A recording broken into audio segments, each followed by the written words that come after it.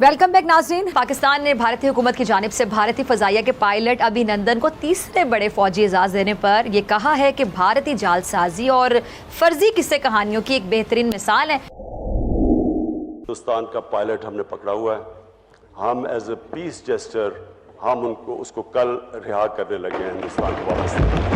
पैर कांप रहे थे, पसीने माथे पे थे।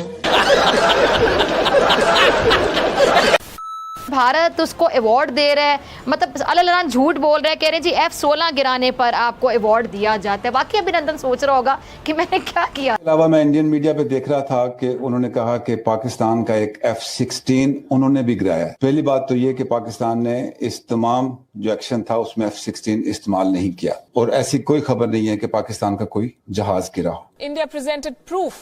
Pakistan also stated that no F-16s were used in the operation and no Pakistani plane was downed by Indian Air Force. There is enough evidence to show that F-16s were used in this mission through the electronic signatures, and thereafter the Pakistan is trying to hide this fact. Also, parts of AMRAAM air-to-air missile, which is carried only on the Pakistan F-16s, was recovered east of Rajouri within the Indian territory. Therefore, the fact remains that one F-16 of PAF was shot down by IF MiG-21 Bison. So why has Pakistan been lying? Why is it at pains to prove that it wasn't an F-16? हाँ भाई, कैसी लगी? आगे स्वाद? Music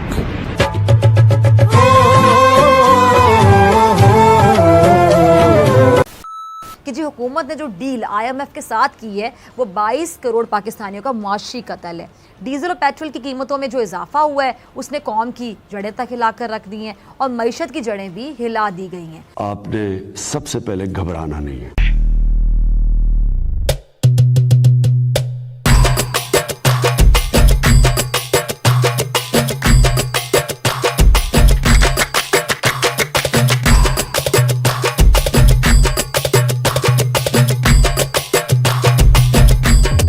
Bharat ने जो भारतीय pilot है अभिनंदन उसको तीसरा बड़ा फौजी एजाज दिया है। मैंने कहा था इस अभिनंदन को वापस मत करना, ये मुंह पर आएगी। कार के मुताबिक एजाज देने की वजह यह कि अभिनंदन ने पाकिस्तानी फौजी तैयारा F-16 गिराया था।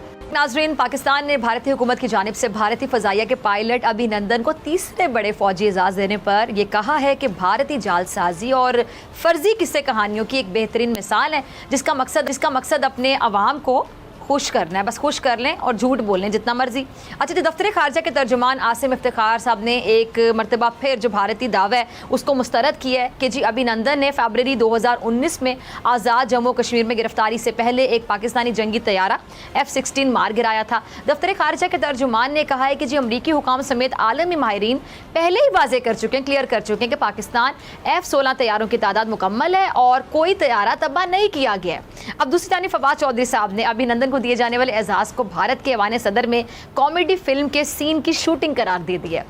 ट्विटर पे उन्होंने जो ट्वीट किया वो कहते हैं जी कि अभिनंदन इस अवार्ड को वसूल करते हुए शायद खुद भी सोच रहे होंगे कि मुझे किधर ले जा रहे हो, मैंने किया क्या है। इन सब खबरों पे बात करने के लिए मेरे साथ हैं सीनियर दिफाई तज्जियाकार ब्रिगेडियर रिटायर्ड हारिस नवाज साहब।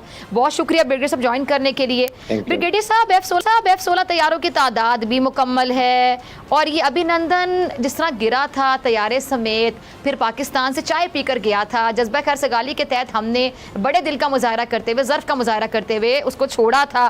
पसीने माथे पे थे और हमसे शाह महमूद साहब ने कहा, फॉरेन मिनिस्टर साहब ने, कि खुदा का वास्ता है अब इसको वापस जाने दें क्योंकि 9 बजे रात को हिंदुस्तान पाकिस्तान पे अटैक कर रहा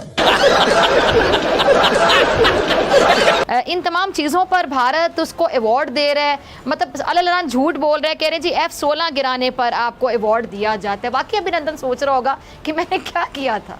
जी जी ब्रिगेडियर साहब, वो जो बात है मुझे क्यों निकाला, वो कह रहा है कि मुझे क्यों दिया।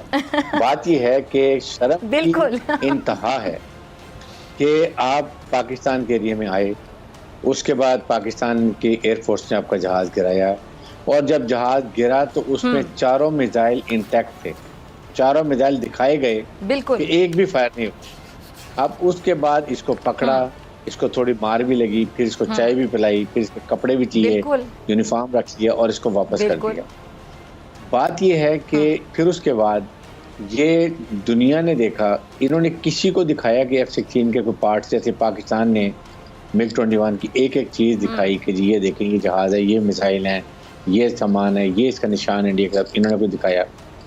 उसके बाद इनके जर्नलिस्ट ने जब टीवी पे एक मुज़ाकरा कर रहे थे तो वहाँ पर एक इंडियन जहाज़ कि तो मिग के पार्ट्स हैं। हाँ। मिग के पार्ट है, ये F-16 के नहीं है।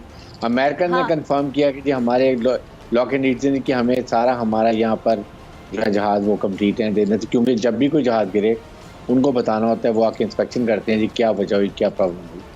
उसके बाद जो एक वहाँ इंडियन जहाज़, अमेरिकन जहाज़ की सहाफ़ी है जो पाकिस्तान के खिलाफ बहुत लिखती है, जब उसको सेमिनार में बुलाया बड़ा खुश होकर बड़ा बोलेगी, उसने कहा जी बिल्कुल झूठ है, मैंने वेरीफाई कर लिया है।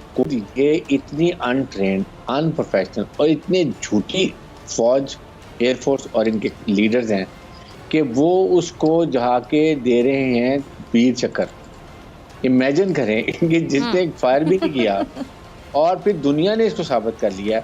इसका मतलब कि इनका स्टैंडर्ड इनके लिए बहुत बड़ा तीर था कि उन्होंने पाकिस्तान की फ़िज़ाई हदूद क्रॉस की और आराम से जहाज़ गिरा दिया और उसके बाद वो आके मार खा के वापस चला गया। यानी वो बाकियों को भी बता रहे थे जो जहाज़ गिराएगा उसको अवार्ड से नवाजा जाएगा, अवार्ड से मारा जाएगा, और जो थोड़ा और अंदर आएगा तो उसको फिर जो इससे बड़ा इवाद होता है वो दिया जाएगा। और फिर नरेंद्र मोदी को शर्म नहीं आती है इनके जर्नलिस्ट को, पाकिस्तान के DGISP ने एक एक लम्हा अपनी कौम को आगाह रखा। जब पाकिस्तान एयरफोर्स ने ये टारगेट ले लिए तो उसके बाद इंडियन एयरफोर्स के 2 जहाज एक बार फिर लाइन ऑफ कंट्रोल की खिलाफ वर्जी करके पाकिस्तान की हदूद में दाखिल हुए। पाकिस्तान एयरफोर्स तैयार थी, उन्होंने उसको टेक ऑन किया, आपस में एंगेजमेंट हुई, जिसके नतीजे में दोनों भारतीय जहाज जो थे वो शूट डाउन हुए। उनमें से एक का रैकेज हमारी साइड पे गिरा जबकि दूसरे का रैकेज उनकी साइड पे गिरा। इसके अलावा भी इंडिया के एक जहाज के गिरने की इत्तला है जो थोड़ा अंदर है, लेकिन वो हमारी उसके साथ एंगेजमेंट नहीं हुई। 2 पायलट्स जमीन पे जो हमारी फोर्सेस मौजूद थी उन्होंने इससे सब परेशान है। पेट्रोल की कीमतें मुल्क की तारीख की बुलंद तरीन सतह पे पहुंच गई हैं और पेट्रोल की कीमतों के साथ अशिया खुरोनोश की जो कीमतें हैं वो भी मुसलसल बढ़ रही हैं। बिजली और गैस के बिल देखकर शहरी सर पकड़ कर बैठ जाते हैं, बाकायदा सर पकड़ के बैठ जाते हैं। दुकानदार हों या फिर मुलाजमत पेशा, रेडी वाले से लेकर सनतकार तक, सब जो मौजूदा दौरे हुकूमत है उसमें शदीद परेशानी का शिकार हैं। आपने सबसे पहले घबराना नहीं है कि जी हुकूमत ने जो डील IMF के साथ की है वो 22 करोड़ पाकिस्तानियों का मुआशी कत्ल है। डीजल और पेट्रोल की कीमतों में जो इजाफा हुआ है उसने कौम की जड़ें तक हिला कर रख दी हैं और मईशत की जड़ें भी हिला दी गई हैं।